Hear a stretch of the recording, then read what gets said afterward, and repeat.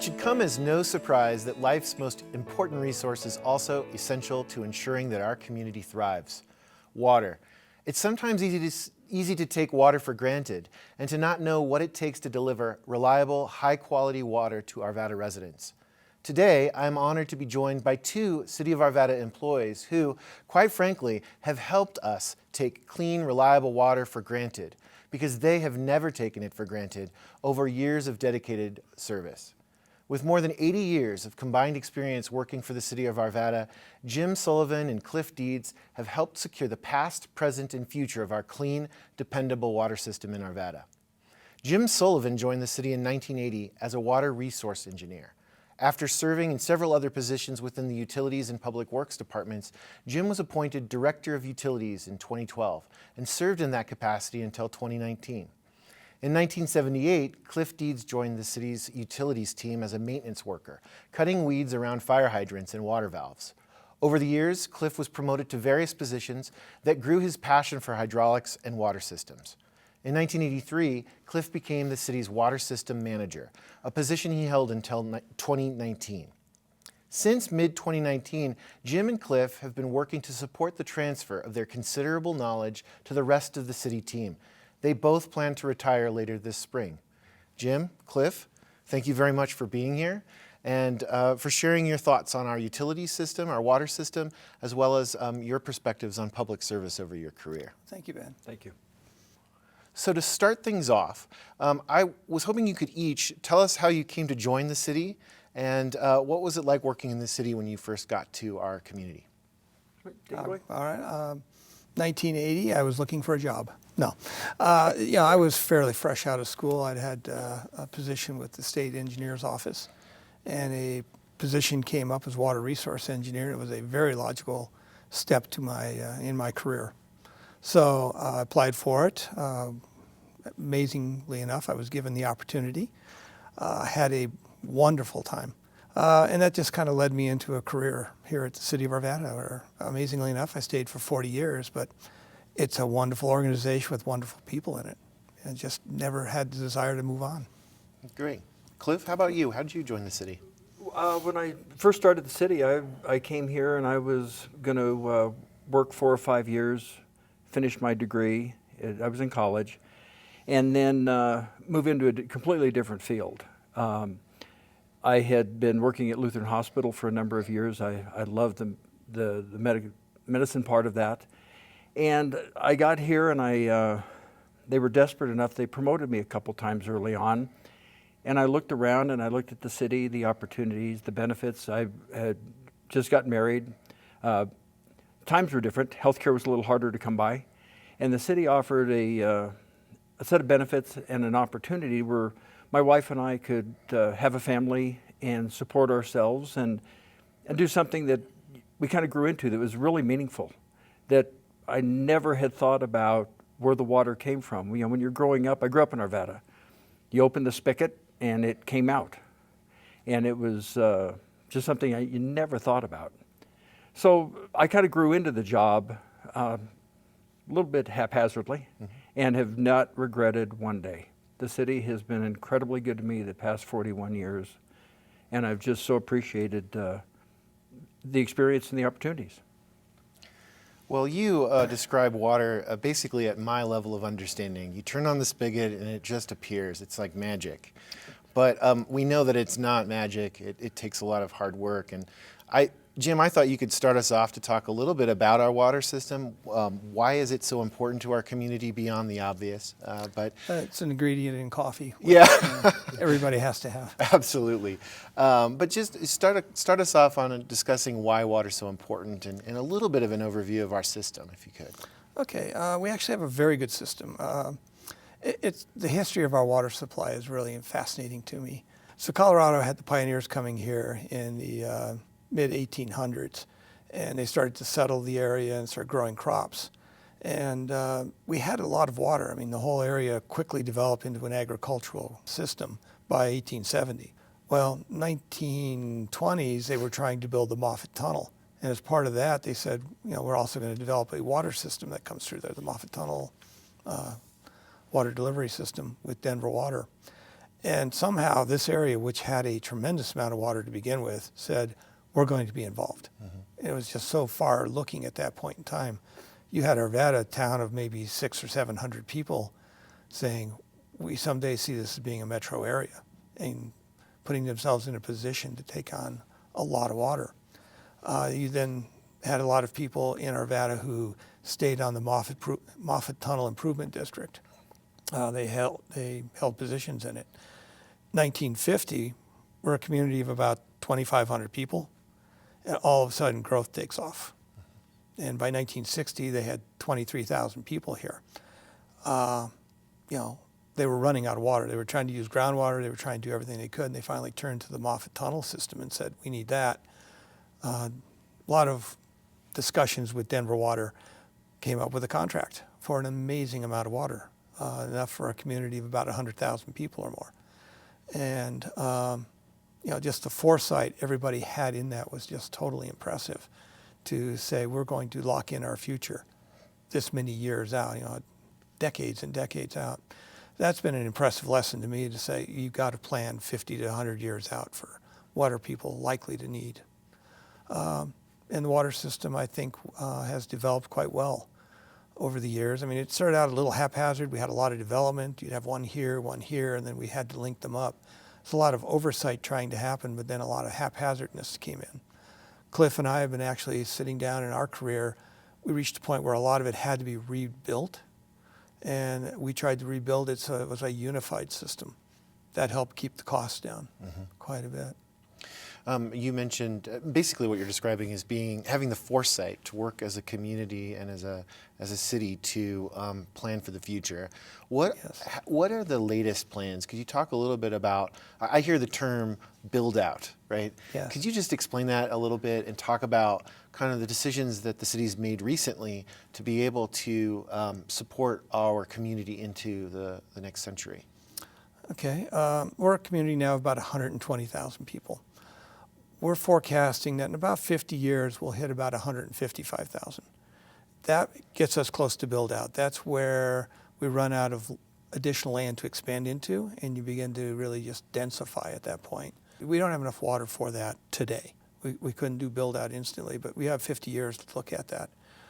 We're involved in the Gross Reservoir Expansion Project. We have a financial participation agreement with Denver Water. That really is the key to our future at this point. We'd really like to see that project done. That would give us water that gets us at least the next 50 years. Okay. And then my successor here will be looking at what happens next. What happens next? We're always trying to be that far out in our forecasting. Great.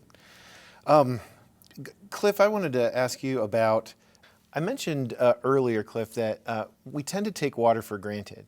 You turn the spigot, comes out, like you said. That's kind of the point, isn't it? That really is our goal. And it's not that we don't want our customers to think about the quality of the water, that they've got the right pressure, that if there's a fire at their kids' or grandkids' house, that there's an adequate supply to maintain their health and safety. But we want to be more or less an afterthought. We want them to take us for granted while understanding that we've got a great product. But we work really hard. We strive every day to be invisible. We have, thanks to Jim's stewardship, the second lowest rates in the metro area. We have the money in the bank to fund the future supplies that we're going to need for build-out that Jim was just talking about. We've dedicated the resources to the system. When I started here, we averaged 125 to 135 mainline leaks a year. That didn't count service lines, just the water mains breaking. We're now into the high teens and low 20s. And what that means for our customers is less outages. The Christmases that the team in water operations, water distribution have missed, the birthdays, the holidays, taking care of our customers. When we've thrown the resources at the water system like we have, and we've done it, I think, incredibly smart, by these two guys not making the decisions. The guys in the field make the decisions in Arvada about what work needs to be done. So we work really, really hard. And the challenge with the water system has been, when I started here, Jim was right, there were when this area of town would get developed, this pipe would go in and then that pipe would go in. And we used to have a volume problem coming into town. We only had 2 main lines coming in before the middle branch went in. And it sounds a little funny, but in 1980, my goal, we went through a little bit of a drought, was to run everybody out of water at the same time. And we don't have that issue anymore, but the issue we have is running a water system that was designed in the 60s and 70s, meeting today's water quality standards. It's kind of like taking a car from the 60s or 70s and say, okay, it needs to meet today's emission standards. Mm-hmm. There's a lot of work, a lot of thought, a lot of dedicated, hardworking folks behind that effort. One of the themes that I see you touching on is customer service. And I'm wondering if, Cliff, you could start us off on just talk about what customer service means within the water utilities work and within your time in the city.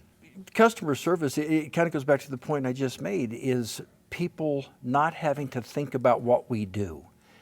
People not having to worry about what we do. People not, if they have a new baby, they don't have to worry about the tap water. We don't have the issues that some other districts have had because of the work and effort that's gone into it. But our goal every day is to meet the needs of our customers.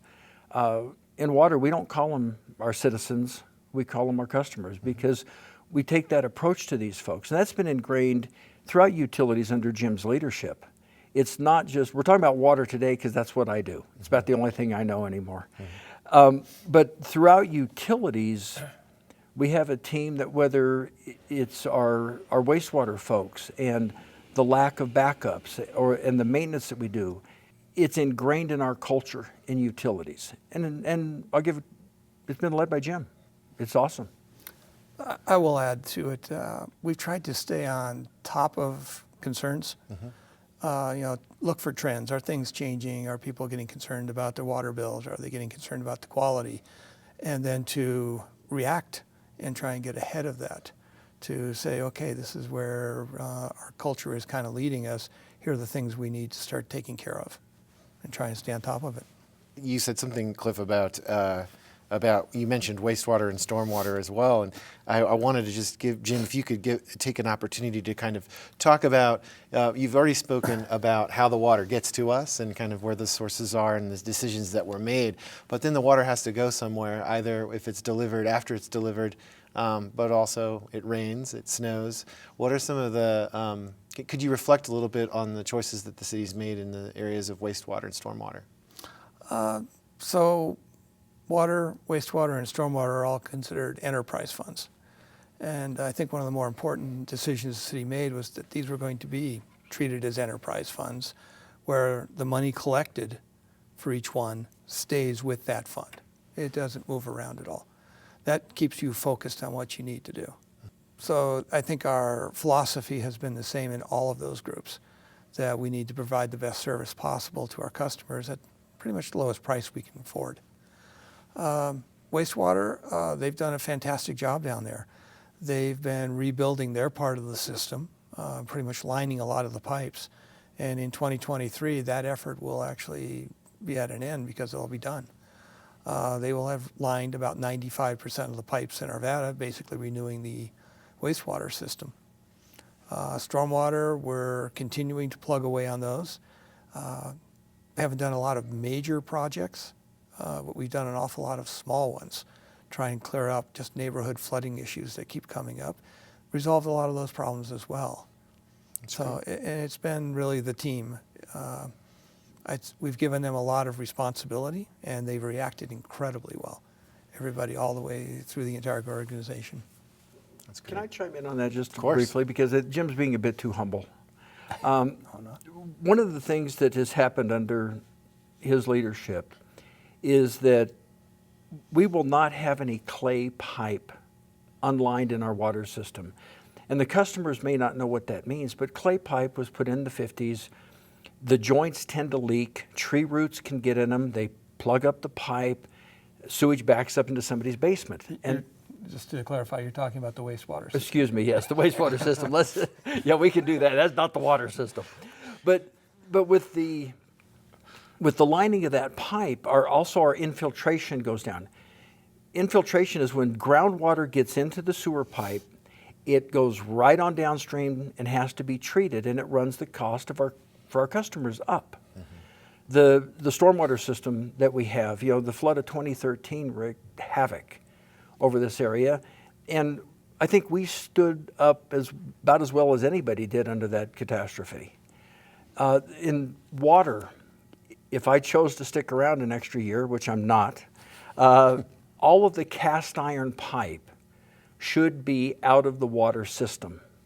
And that is a remarkable accomplishment by the folks in our water operations division that have been picking out which pipes to replace, not Jim or Cliff.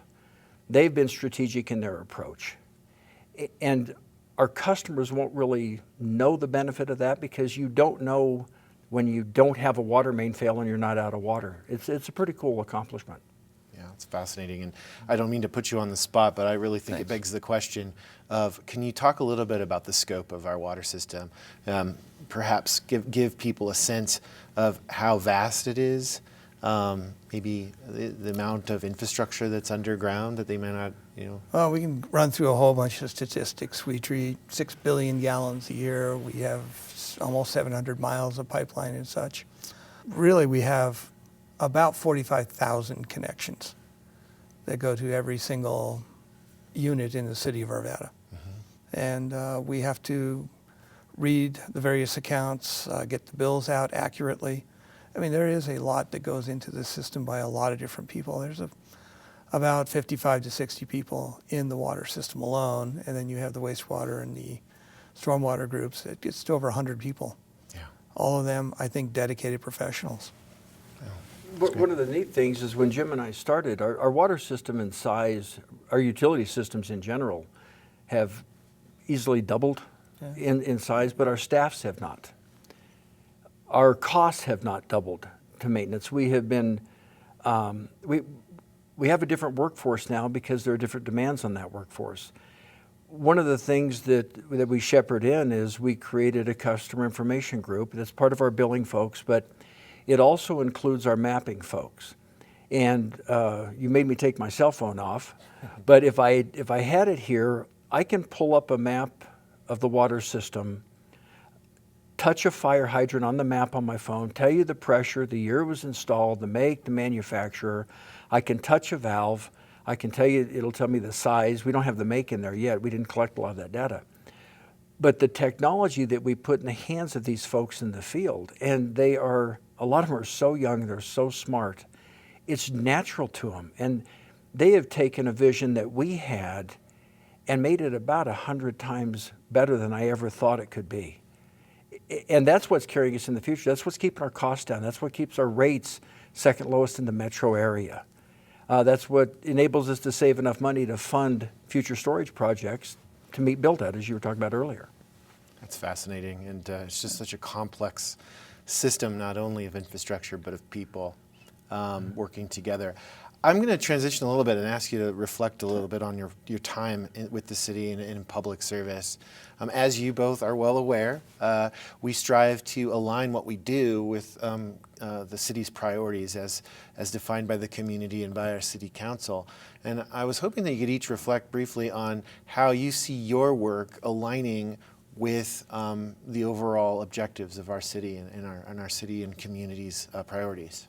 Cliff? Yep. Resiliency. We had a term years ago, TLC, take lasting care. And if you look at what we've done in water, and I would say throughout utilities, we have worked really hard to squeeze every penny out of every nickel. We try to operate our utility as though it's a private business. It's not, it's government. And we are so heavily regulated by the feds, by the state, as we should be. And we have been, I think, incredibly good shepherds of that responsibility over the last 40 years. And we've worked really hard to take lasting care of the water system, to meet the basic needs of our customers. You cannot be successful without safe, clean drinking water. Right. Jim? I'll pretty much say that I think council's strategic goal there is to deliver high quality services to the residents and to the entire community. And that reflects in almost everything everybody does in the city. It's not just about utilities. It's public works, the police department, our community development groups and such. Everybody, I think, tries to do their very best. That's wonderful. Now, you each mentioned you're not taking a lot of credit for the success. I've heard a lot of talking about your team, talking about the folks in the field who are making decisions.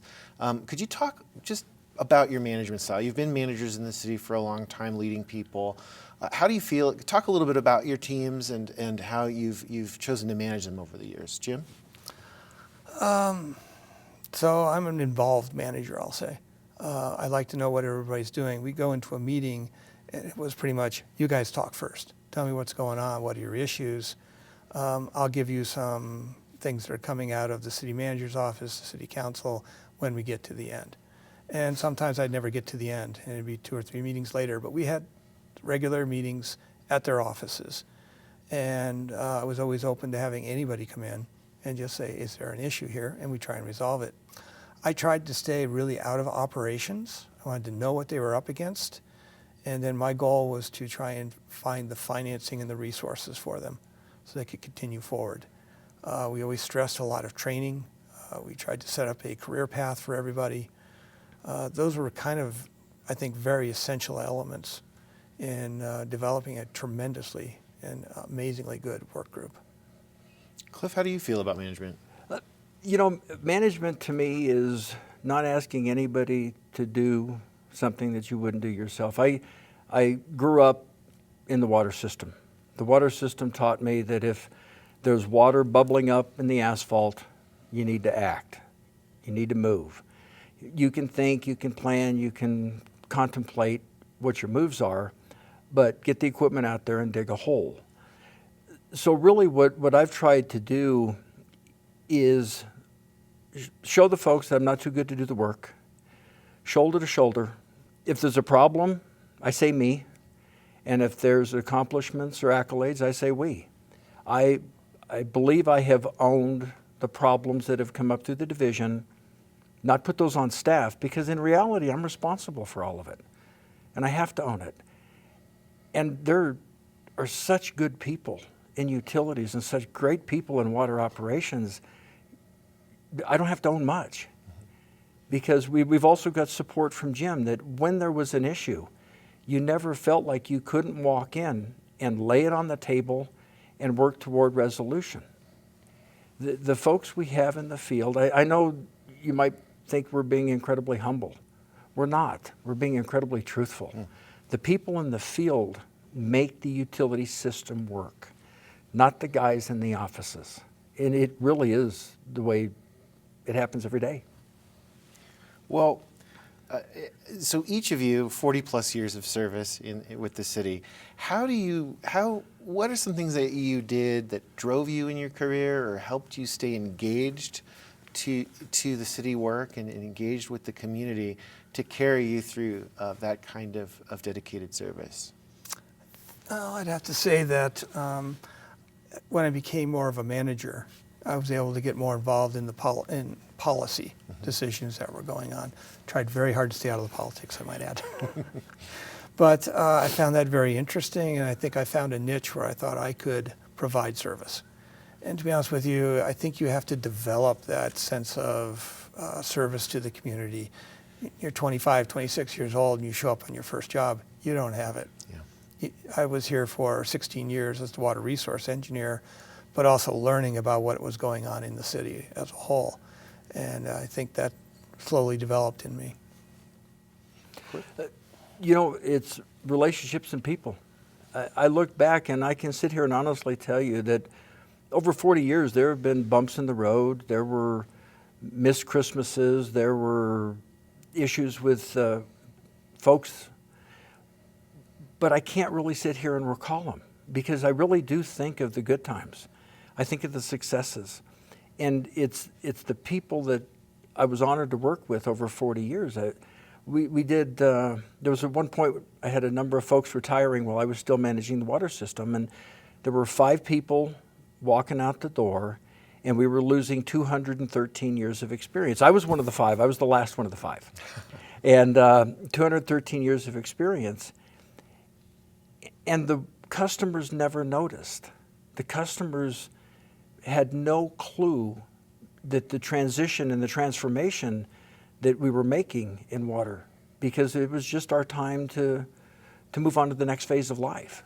But it's really been the people, and the people I've worked with, and the people that I fought against, and the people that fought against me, and we all did it to make it better every day, to make it better. I would be remiss if I didn't mention, people watching this will not have the opportunity to know all of the other ways that you've served the organization and stepped up to assist other teams and other people and provide support across our organization. So I certainly wanted to offer that as well, and thank you for that. Thank you. It sounds like transition. You're in a phase of transition right now where you're helping share your knowledge and support a transition into the next phase of our water utilities. And as you reflect back, though, are there an accomplishment or several accomplishments that you're particularly proud of having accomplished by the end of your time with the city? For me, it was the 2013 flood. It was horrible. We were working 22 out of 24 hours a day for days and days on end. You're ordered to go home and get some rest. And the accomplishment was really how well our water system withstood that natural disaster. And I can't sit here and tell you that Jim and Cliff were smart enough to put these lines in here and put them there. But instinctively, the engineers that have helped us design the water system, the water operators that said, hey, I want a valve here, I want a valve there, because if it ever breaks under that creek, we're going to be in a pickle. The 2013 flood and our water system's resiliency standing up against that disaster was remarkable. And it was an accomplishment for everybody that's worked on that system for decades. Anything stand out for you, Jim? There were there's many, to be honest with you. And utilities isn't just a standalone area. It's part of the city of Arvada. So when you get into something, you have a lot of resources to fall back on. We've been dealing with Denver Water, the Gross Expansion Project. We've had some arguments with Denver Water, some lawsuits and such. I've had the privilege of working with some really incredible people. Chris Daly just stands out as probably the best attorney I've ever dealt with. Mike Polk right up there with him. All of those folks were in all of those meetings, and we're all striving for the common good, if you will. We could talk about almost anything you like, but it would really depended on a lot of other people doing their part of the work, and I just was able to contribute. We rebuilt basically the water and the sewer systems. That, I think, was a tremendous accomplishment there that I'm very proud of. Well, when I hear about these accomplishments, it's hard to think about you both leaving the city. I guess we're required to allow you to leave. Assuming that actually happens and you leave the city, what are you looking forward to doing with your time? What's next? Well, my wife, Mary, is also retiring. She's going to go out a week before me on her job. Our first trip's going to be to New Zealand. This summer, we're talking about going to Alaska. Fall, possibly New England, see the fall colors. So we're going to do a lot of traveling for a while. That's going to be kind of our focus, and then work into a rhythm of what is retirement going to look like for us? What are we going to be doing when you're sitting home and it's a rainy or snowy day? We know we have a transition to make here. Yeah. But we're really looking forward to it. Good. Cliff, what about you? Similarly, my wife and I married young. I've been blessed that she's put up with me for 43 years. We'll see if she can stand the next test of time when I don't have a job she can ship me off to get me out of her hair for the day. But, we were talking about it last night, as a matter of fact, that just kind of reconnecting as a couple. We got married. We were both working. We were both in college. We had kids. We now have fantastic grandkids. We're going to travel, and all three of my boys were in sports, so there was a big age difference, so we didn't travel the country. And I'm looking forward to going to Yosemite. I've never been there, to swinging up through Idaho and Montana. Those kinds of things, just to discover the western part of the United States. That's great. Cliff, I know that you have a very specific date that you're retiring on. It's April 13th, 2020. And I was wondering if you'd share with us why that's such a special day for you. Well, you're not allowed to make me emotional, because it kind of does. My dad died really young, at 60 years of age. April 13th this year will be his 88th birthday. And for probably 2 decades, I knew I was going to retire on April 13th. I just didn't know which one. And as a matter of fact, we had some discussion, my wife and I, about retiring last year. But April 13th was a Saturday. The reason it's a Monday this year is because it's leap year. And yes, I have overthought it to that point. My dad was an incredibly great person, and he was taken too young, and it's very important to me for that date to be on the bottom of my plaque. That's very, very special. I think it's wonderful that you're both able to conclude your incredible service to the community on a high note, and for remembering everywhere from where we've come and all of that. So I thank you both for being here. Well, thank you, I sir. certainly thank you for your 80-plus years of combined public service to the community, and wish you luck on your retirement and the next phase of what you plan to do with your lives. So thank you. Well, Thank you very Ben. much. Appreciate it. Well, this concludes today's discussion. I want to again thank Jim Sullivan and Cliff Deeds for joining today's program. To learn more about the City of Arvada's programs and projects, including the city's water utility, and the latest opportunities to get involved, please visit arvada.org. Please also follow us on social media and check out the latest engagement opportunities on Speak Up Arvada. And remember, you can always watch live City Council meetings and other programming on Arvada Channel 8 and recorded meetings and additional videos on the city's YouTube channel. Thanks for watching.